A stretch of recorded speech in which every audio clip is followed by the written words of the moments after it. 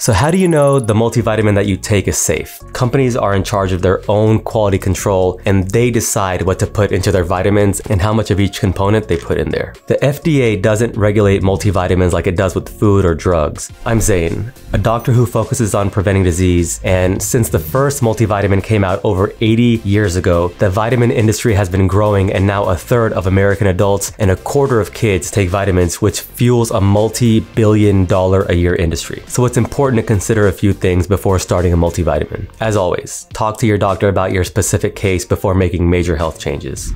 If you consume foods and drinks that have added vitamins and minerals or take other dietary supplements, make sure that the multivitamin you take doesn't cause your intake of any particular vitamin or mineral to go above the upper limits. The same goes for high-dose supplements for individual nutrients like vitamin D, for example. But certain vitamins are much harder to overdose on than others. More on that later. Taking a basic multivitamin in general is unlikely to harm someone's health, but adverse effects from multivitamins have been reported to the American Association of Poison Control Centers and the FDA's MedWatch system. So while multivitamins do top up a lot of nutrients, they can raise the chance of getting too much of some nutrients like iron, vitamin A, zinc, niacin, and folic acid. Too much of a vitamin can cause things like nausea, but a lot of the toxic effects depend on the specific vitamin. Too much vitamin D or calcium, for example, might make some people more prone to kidney stones, which often have calcium in them. And too much vitamin A during pregnancy is associated with birth defects. But like a lot of things about nutrition, it's more nuanced because beta-carotene, the molecule that turns into vitamin A, is probably safer.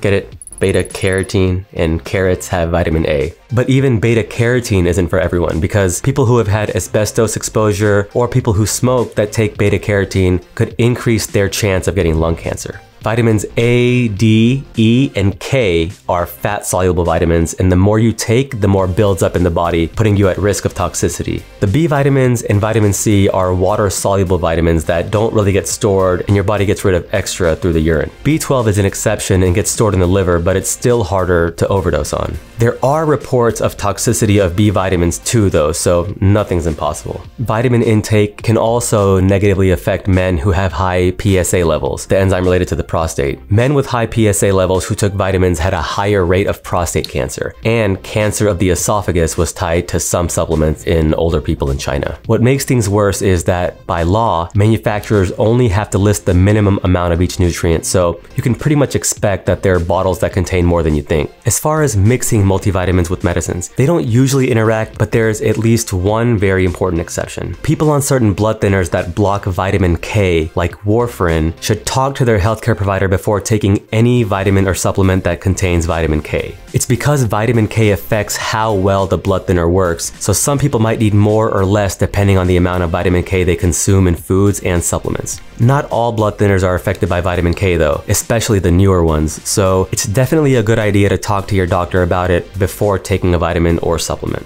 And fun fact, before warfarin was a blood thinner, it was used as pest control.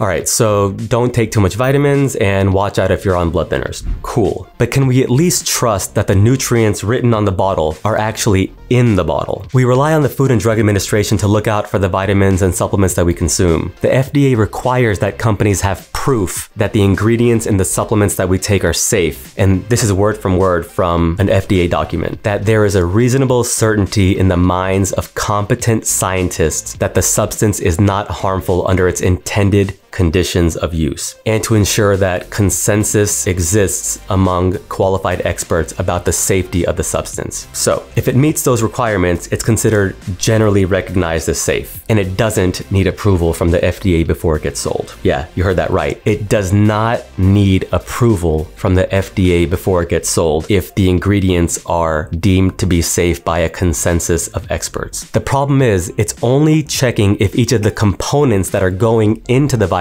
are known to be safe. They're not evaluating the safety of the actual manufactured pills that are sitting in the bottle. They're not checking if it's been contaminated or if the ingredients are altered. Yeah, it's on the manufacturer to ensure the safety of their products. The FDA isn't able to regulate supplements well though. Some people say that it doesn't even have the resources or the authority to ask for safety data from supplement producers, even if their products are already being sold to the public. A lot of the ingredients in multivitamins, even the ones that act like legit medicines, would need approval if they were just marketed as food additives instead of dietary supplements. So basically a technicality. So we have to rely on other groups besides the FDA to look out for our health. There are third-party organizations like NSF that have their own certification process for vitamins and other supplements that you might see on the bottle. So before taking a multivitamin, consider this. Generally, taking a multivitamin is low risk and not that expensive. But if you have a healthy diet, ask yourself why you would consider taking a multivitamin. Do you think your diet's still missing key nutrients, or do you want insurance against disease? Look to healthy sources of protein and fats and other nutrient-rich foods like vegetables. That way, you can get even more nutrients beyond what the vitamin manufacturers want you to have, and the ones that scientists don't know much about or haven't even discovered yet, like a lot of phytochemicals. So if you think you need a multivitamin, or if you think you have a vitamin deficiency, it's a good idea to talk to your healthcare providers like your doctor, nutritionist, or pharmacist about what dietary supplements you're taking or are interested in, and ask any questions that you have about them and what may be best for your overall health. If you want to optimize your nutrient levels, consider getting some expert advice from a nutritionist or a dietitian. They're awesome, and having one in your life can really level up your health and prevent a lot of diseases. Eatright.org is a website that has a list of some in your state. For more about multivitamins, who needs them, and who might be wasting their money buying them, check out this video over here.